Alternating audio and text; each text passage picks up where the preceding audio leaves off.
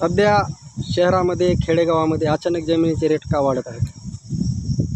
जमिनीचे रेट वाढायचं कारण काय माहिती का, की लोक जमीन कसण्यासाठी जमीन कमी घेतात आणि गुंतवणूक म्हणून जमीन प्लॉट घेणाऱ्याची संख्या वाढली. आता याच्यामध्ये एक बारीक निरीक्षण जर तुम्ही केलं तर जमीन खरेदी करणारा माणूस गरीब नाही, शेतकरी पण नाही आणि व्यावसायिक फार कमी आहेत. तर याच्यामध्ये नंबर 2चे धंदे करणारे, शासनाच्या सेवेत राहून भ्रष्टाचार करणारे या लोकांनी जमिनीचे भाव वाढवलेत. कारण त्यांची अडचण अशी झाली की बँकेत पैसा ठेवता येत नाही आणि घरात कधी धाड पडन सांगता येत नाही. आणि त्याच्यामुळं काय झालं की ह्या सगळ्या प्रॉपर्टीचे भाव गगनाला भिडलेत.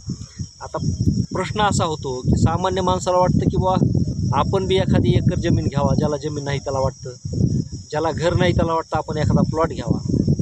परंतु त्याच्या आवाक्याच्या बाहेर या प्लॉटच्या जमिनीच्या किमती गेलेल्या आहेत. मग आता प्रश्न असा आहे की त्या घेतल्या पाहिजेत का नाही घेतल्या पाहिजेत. जिथं जमिनीचे भाव जास्त आहेत तिथं अजिबात घेऊ नका आणि जिथं प्लॉटचे भाव जास्त आहेत तिथं पण घेऊ नका. त्याचं कारण असं आहे, वर्दळीच्या ठिकाणच्या किंवा जिथं इन्व्हेस्टमेंट म्हणून जिथं प्लॉटिंग पडली, जमिनी विक्री केलेल्या आहेत तिथले रेट काय सगळे वाढणार नाही.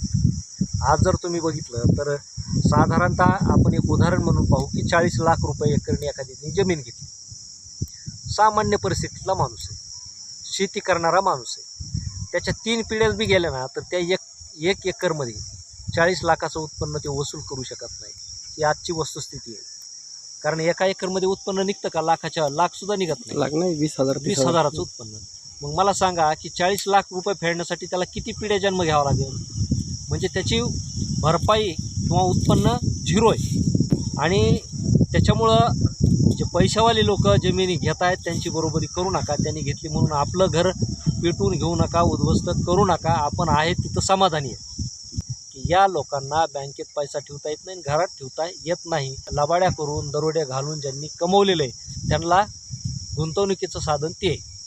आता त्याच्याही पलीकडं आता प्रश्न असा झाला आहे की रेट जरी वाढलेले असले, जमिनी जरी घेतलेल्या असल्या तरी आता ना शहरीकरण वाढण्याची शक्यता आहे आणि जमिनीच्या किमती वाढण्याची शक्यता आहे. म्हणजे भाव वाढीचा हा टप्पा येत्या 10 वर्षात राहणार आहे.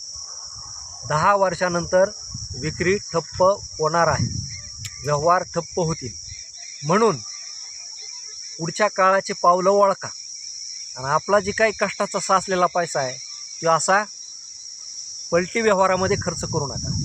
कारण हे जे धंदेवाईक लोक आहेत ते यातूनच पैसा कमवतात. 10 लाखांनी घ्यायची, 30 लाखांनी विकायची, 20 लाखांनी घ्यायची, 40 लाखाला विकायची. म्हणजे दुपटीनं पैसे काढणं हे त्यांचा धंदा आहे. त्याच्यामुळं उद्याच्याला भविष्यात काही जरी झालं तर त्यांचं नुकसान होणार नाही. त्याचं कारण सांगतो की परवा दिवशीच आपल्या पंतप्रधानांनी एक आणीबाणी घोषित केलेली आहे आणि आपल्याला 9 कलमी कार्यक्रम दिलेला आहे. बरोबर आहे ना? म्हणजे या जगामध्ये काहीतरी उलथापालथ येत्या काही कालावधीमध्ये मोठी घडणार आहे. मग ती घडणारी घटना एक तर पर्यावरणाशी संबंधित आहे, दुसरी गोष्ट की खनिज संपत्तीच्या संबंधित आहे आणि तिसरी गोष्ट जागतिक उष्णता वाढीच्या संदर्भात आहे. म्हणजे येत्या काळामध्ये तुम्हाला अन्नधान्याचा तुटवडा प्रचंड मोठा असणार आहे, पाण्याचा तुटवडा प्रचंड मोठा असणार आहे. पुढच्या काही वर्षामध्ये जीवन मरणाचे प्रश्न लोकांच्या समोर आहेत आणि त्याच्यामुळं हे मानवी संकट फार मोठे आहे. त्यांनी ते विस्तारानं जरी सांगितलेलं नसलं तरी एक पर्यावरणवादी म्हणून आम्ही मागच्या काही वर्षापासून हे सांगत होतो. त्याचे पडसाद आता हळूहळू दिसायला लागलेत आणि काही देश त्या संदर्भात निर्णय घ्यायला लागलेले. हे लोकांना त्यांना डायरेक्ट सांगता येत नाही, थेट सांगता येत नाही. कारण उद्याच्याला सामान्य माणसामध्ये एक वेगळं वातावरण निर्माण होईल. त्यामुळं काही गोष्टी हे क्लिअर सांगत नाही, परंतु त्यांनी ज्या काही गोष्टी सांगितल्या त्याच्यावरून हे पूर्णपणे सिद्ध होतं आहे. येणारा काळ हा पोषक नाही, पूरक नाही आणि त्यामुळं संपत्तीला किंमत राहणार नाही. आणि तिसरी गोष्ट की येणाऱ्या काळामध्ये सामान्य गोरगरीब शेतकरी माणूस जगण्यासारखी परिस्थिती नाही. त्याच्या पोटापाण्याचे अन्नपाण्याचेच प्रश्न सुटणार नाही. आणि म्हणून आज तरी दोन स्पष्ट वर्ग आहेत, एक अत्यंत धनवान माणूस आणि दुसरा गोरगरीब माणूस. धनवान माणसांना असं वाटतं की या पृथ्वीचा भार कमी व्हावा, कुठल्या ना कुठल्या महामारीमध्ये लोकसंख्या कमी व्हावी आणि आपल्याला सुरक्षित जगता यावं, म्हणून पाठीमागं आपल्याकडं कोरोनासारखी महामारी आणली गेली. कारण तुम्ही जर बघितलं तर मागच्या 2 महिन्यापूर्वी बातमी आली की कोरोना व्हायरसच्या संदर्भात संशोधन करणारे 20 शास्त्रज्ञ, 20 सायंटिस्ट चीन आणि अमेरिकेचे गायब झालेले आहेत, बेपत्ता आहेत, त्यांचा शोध लागत नाही.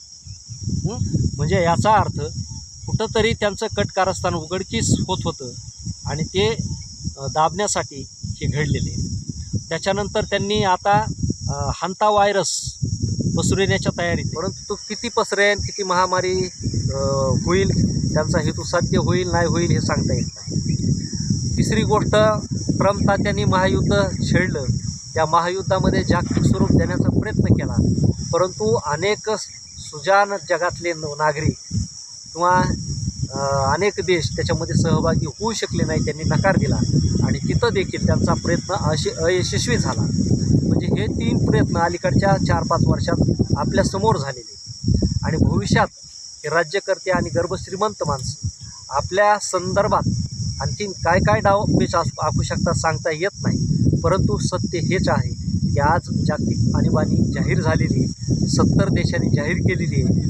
खनिज संपत्ती असेल, अन्नधान्य असेल, या संदर्भामध्ये पुसटची का होईना लोकांना कल्पना त्यांनी दिलेली आहे. म्हणून माझं म्हणणं एवढंच आहे, काळाची पावलं ओळखा, जागरूक व्हा आणि आपलं घर, प्रपंच, मुलं बाळं सुरक्षित कशी यापुढे ठेवता येतील, जगता कसं येईल याचा प्रयत्न करा. फार या लोकांच्या नादी लागू नका, एवढंच मला सांगायचं आहे. धन्यवाद.